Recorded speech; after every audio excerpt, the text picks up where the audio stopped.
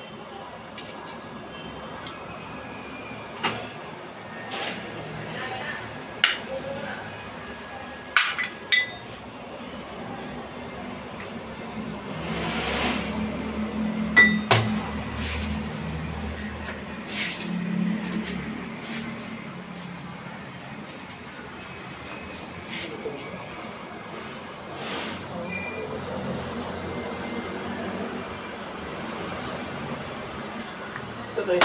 May panikot pa to. Ito pa meron pa.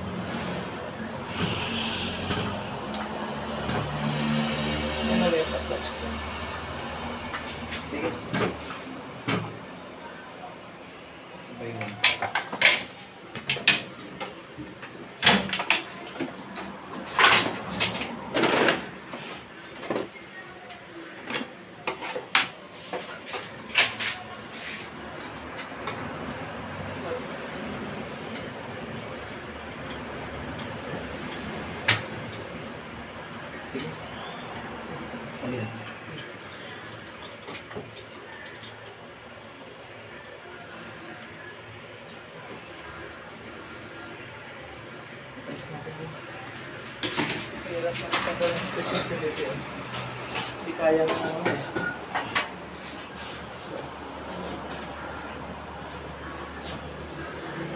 Pero isa naman.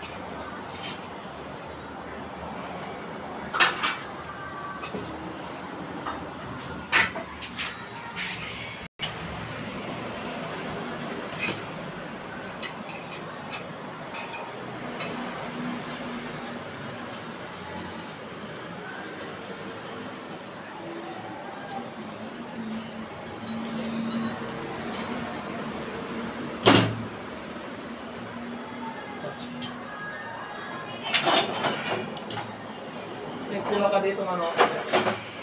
Yung pula na ito ano natin.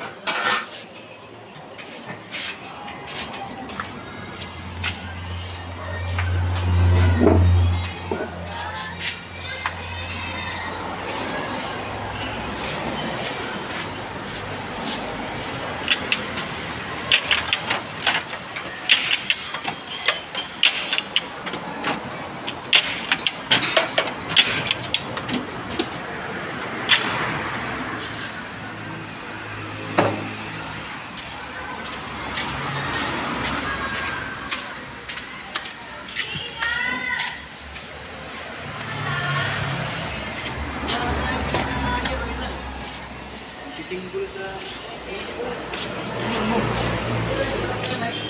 Ha?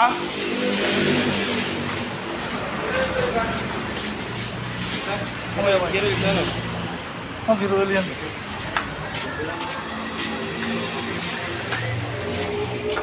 Pagkala? Ha? Okay na. Okay na.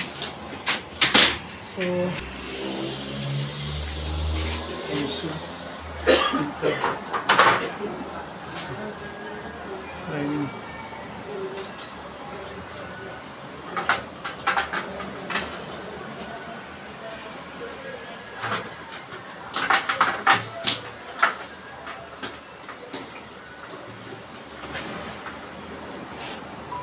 sir, like na. Pagkakan, sir.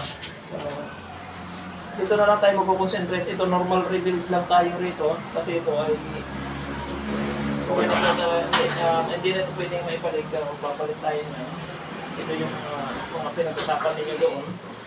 So, ang electronics ngayon ang pupukusan natin. Kaya ito, yung mga sunog na yun na lining na. Okay. Mga sunog na yun. So, papalit tayo na ito. Ito na lang ang pupukusan ko rito. Kakalibrate ko na lang ito. Chika-chika ito mga sunog na yun. Yung, dahil mga sunog na yan, yan ang talagang main cause. Ito normal lang to, sir. Normal lang to. Normal lang to na nasusunog dahil sa servisyo rin na sasakyan. Okay. So, ibig sabihin, palitin na rin yan, pero hindi yan ang dahilan. Okay. Hindi yan ang dahilan. Nandito. Oo. Hanapin ko yan dito kung saan pa ito problema. Wala naman ibang na-damage yan. Kahit yung mga gear, sinuri natin yung mga gear, ito yung mga mahuhuna na sa iba na bubungi agad. Pero dito sa iyo, hindi naman ito na-damage. May mga parts ba pinapagta dyan? Nire-repair lang at kaya? Nare-repair kung kaya naman ni-repair, nare-repair. Pero pagka halimbawa kung di na, o ano na, yung mga nag-short ba, nagkasunod-sunod, mapapalit tayo. Okay. Ano kaya ang cause niyan pag nagkakaganon? Ito kasi sir wala tayong matukay na dahilan. Kung minsan kasi ito talaga ito sinasabi kong mahuna. Yan. Oo, na napaka-sensitive. Magkamali lang ng ETF yan masisira na yan Ganon siya ka-sensitive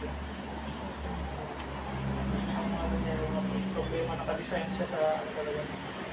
So, yung ETF na sunod na agad, balik pa lang diba? Oo nga. Galing yan dyan? Galing dito. Kasi ano na? Kasi sunod na. Tapos makikita natin na na sunog talaga. Dahil dito bagong palit yun.